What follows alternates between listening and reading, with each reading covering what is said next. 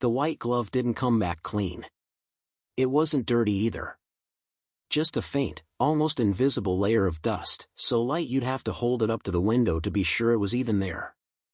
Vance lifted it anyway. Studied it like a surgeon studying something delicate. Then he turned slowly toward the woman kneeling on the floor. Her name was Priya. 26 years old. 2 years of perfect references from 3 different homes. She had arrived that morning in neat clothes, with hopeful eyes, like someone who had no idea what she had stepped into. Now she knew. Her hands weren't shaking, not exactly. They were trembling. That small, controlled vibration of someone trying very hard not to fall apart. Her eyes were glossy. Her chin quivered as she fought tears, and slowly lost. Vance said nothing at first. He looked at the glove. Then at Priya. Then back at the glove again. Underside of the 3rd floorboard, he said quietly. East corridor. Priya opened her mouth. No sound came out. I don't need an explanation, Lara said, peeling the glove off one finger at a time. I need a standard. And you don't meet it. That was it. Simple. Cold. Final. By 11 that morning, Priya was gone. By noon, the agency had already received the call. 17 maids in 8 months. Not one had survived the glove test. Or the water test. Or the silence test. Or any of the other 12 evaluation rituals Lara had perfected over time, the way other people refine recipes. Each test sharper. Each dismissal smoother. Across the city, staffing agencies had a code for the Vance estate. 2 quiet words passed between coordinators before they even opened a file. It meant, don't bother. The estate sat on 12 acres of flawless land, 20 minutes outside the city. It didn't have a gate. It had a boundary, and people somehow knew where it was without being told. The main house was built from white stone and glass. Long hallways that echoed. Rooms that didn't need to show wealth, because it was already obvious. Lara had grown up in those echoes. She learned early, this world rewards precision and punishes softness. Her father, Richard Vance, built Vance Shipping into a global empire with that exact mindset. And watching him for years convinced her it was the only way. You set the standard. You enforce it. Anyone who can't keep up doesn't belong. At 2 o'clock, the agency sent another candidate. The woman who walked through the side entrance was not what Lara expected. She was older. Mid-60s. Silver hair pulled into a neat low bun. Her hands were folded calmly, but the knuckles were rough, worn. These weren't soft hands. These were hands that had worked. Her clothes were simple. Clean. Nothing special. One small bag over her shoulder. And when she stepped inside, she didn't pause. No wide-eyed reaction. No moment of adjustment. She just looked around once, slowly. Like she was assessing, not admiring. Then she stood still.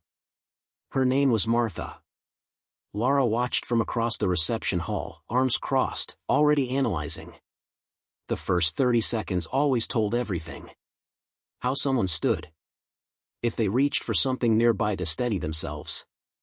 If they smiled too quickly, trying to please before even being asked. Martha did none of it. No reaching. No forced smile. No searching for approval. Just stillness. Not the stiff kind that comes from nerves, but something deeper. The kind of stillness that comes from someone who no longer needs validation. That was new. Lara walked toward her, heels clicking sharply against the stone floor, the same controlled rhythm she had practiced for years. The kind that made people stand straighter without knowing why. The kind that made people doubt themselves for just a second. Martha didn't react. She simply watched. Calm. Steady. When Lara stopped in front of her, Martha spoke first. Good afternoon. Not Miss Vance. Not ma'am. Just, present.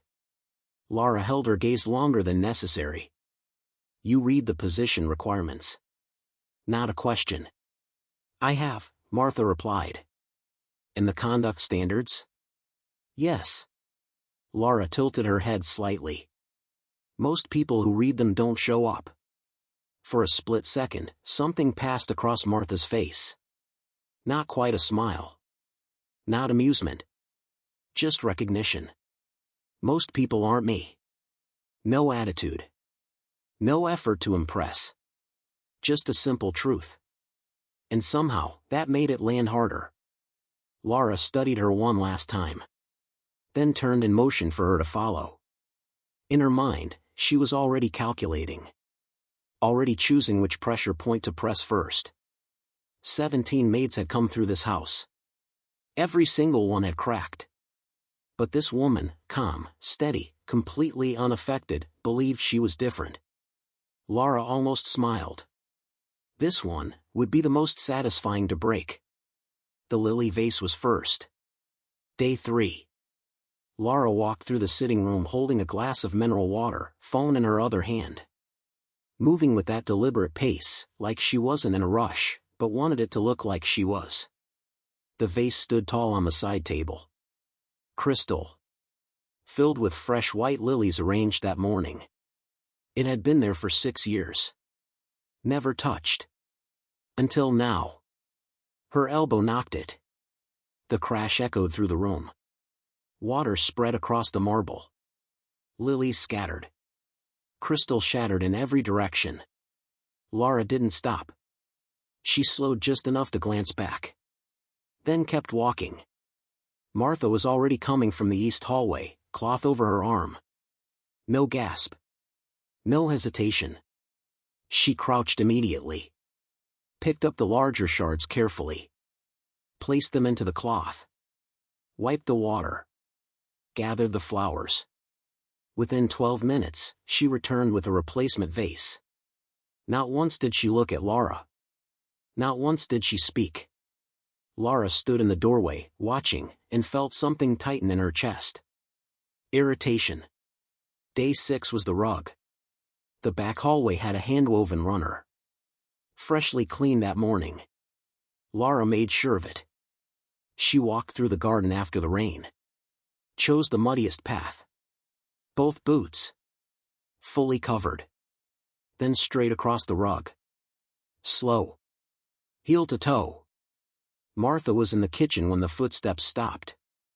A few minutes later, she appeared in the hallway. She looked at the mud. No reaction. She grabbed a bucket. Started scrubbing. Halfway through, she began to hum. Soft. Low. Not a song. Just a steady sound.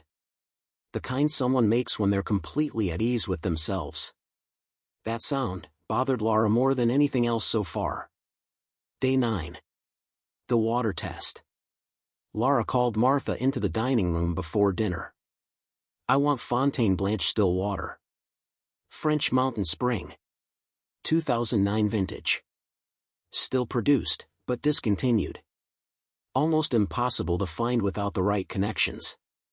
Martha wrote it down. Left. Gone for 40 minutes. When she came back, she placed a different bottle on the table. A similar French water. Same mineral profile. Next to it, a folded note. 3 suppliers. Possible locations of the original bottle. Estimated wait time for each. No apology. No nervous energy. Just a solution. Laura stared at the paper for a long time. Then she stood and walked out without touching the water. 11 days in. And nothing had broken. But Laura had been saving something. The final test. The one that had never failed. And now, she was sure. She was going to need it. She took it from the safe in her father's study on the morning of day 12. A sapphire-covered watch, framed in gold, the kind that made people stop mid-conversation. It had been in the family for 2 generations. Just before noon, she walked out to the pool terrace where Martha was cleaning the outdoor table. She held the watch out in one hand. I need this polished before I get back, she said. Use the chamois cloth in the lower cabinet. Nothing else. Martha reached for it. And that's when it happened. Laura leaned forward slightly, like she had misstepped. The watch slipped from her hand. It spun once in the sunlight, a quick flash, and dropped into the pool with a small, clean splash. Within seconds, the current near the filter pulled it under. Gone. The silence that followed felt heavy. Laura turned slowly. Her face was already set, wide eyes, controlled regret. Perfectly practiced. You dropped it, she said quietly. That watch belonged to my grandmother. It's been valued at $3 million. A pause. You'll be paying my father back for the rest of your life.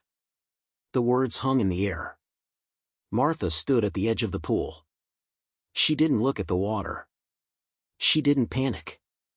She didn't look desperate like the 17 women before her had in their final moments here. She just stood still. Then she did something no one had ever done in this house. She reached behind her, untied her apron, folded it once, then again, and placed it neatly on a lounge chair. Then she sat down. Not on the edge. Not on something small. She sat right in the center of Lara's designer chair, the one meant for guests. The one no staff member had ever touched. She crossed one leg over the other, and looked up. Her face showed no anger. No fear. It looked almost like calm control. Lara opened her mouth. Nothing came out. Sit down, Lara, Martha said. It wasn't a command. Not really a request either. Just something steady. Final.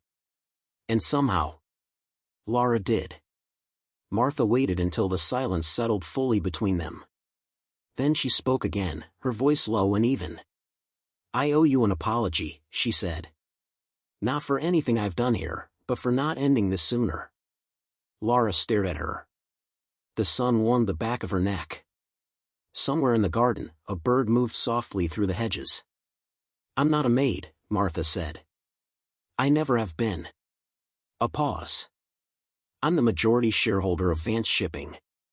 I've been your father's silent partner for 30 years.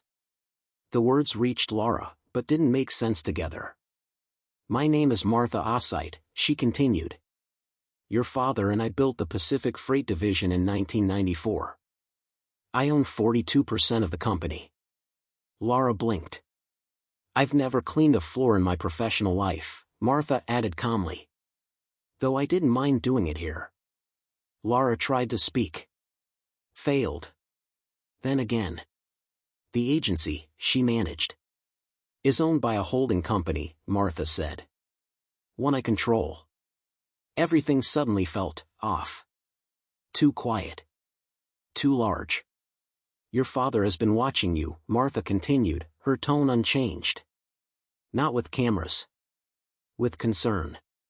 Lara felt something tighten in her chest. He noticed something changing. Not your standards.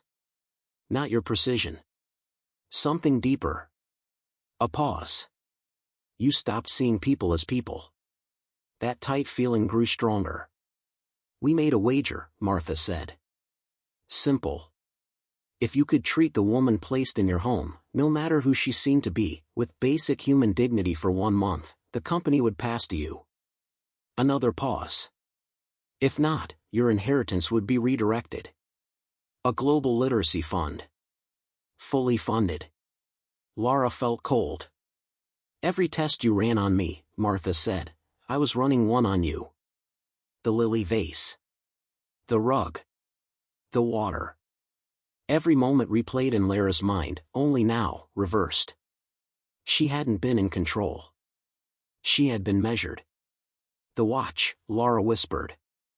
Martha reached into her pocket and placed a sapphire watch on the chair beside her. Same design. Same gold edge. Same shine in the light. A replica, Martha said. Had it made 2 years ago. It's worth about $800. She glanced at it, then back at Lara. The real one is still in your father's safe. Where it's always been. Laura looked at the watch. Then at the pool. Then at her own hands resting in her lap, like they didn't belong to her. You knew, she said softly. The whole time, Martha replied. For the first time, there was something in her voice. Something close to disappointment. I stayed, because I hoped you'd surprise me. The bird in the hedges had gone quiet. The pool was still. No sign anything had ever fallen into it. Just light moving across the surface. Calm. Unaffected. Laura sat there for a long time. 17 people had walked out of this house broken. She had watched every one of them leave, and felt nothing.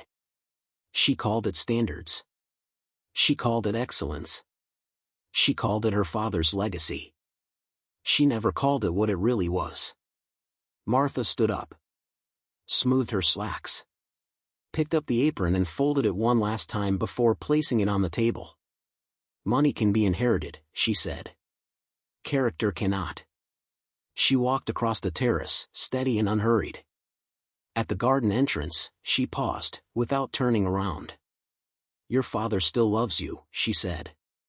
That part was never part of the wager. Then she stepped through the gate and disappeared. Laura didn't move. She sat there, staring at the pool. At the still water. And faintly, her reflection stared back. A young woman. Perfectly dressed. Surrounded by 12 acres of everything money could buy. Looking for something in that reflection she could respect. And finding nothing. The sun shifted. The light changed. Somewhere inside the house, a clock ticked through the silence. And for the first time in a long time, Laura Vance felt something real. The sharp, heavy realization that the life she had been so proud of was the very thing that needed to change.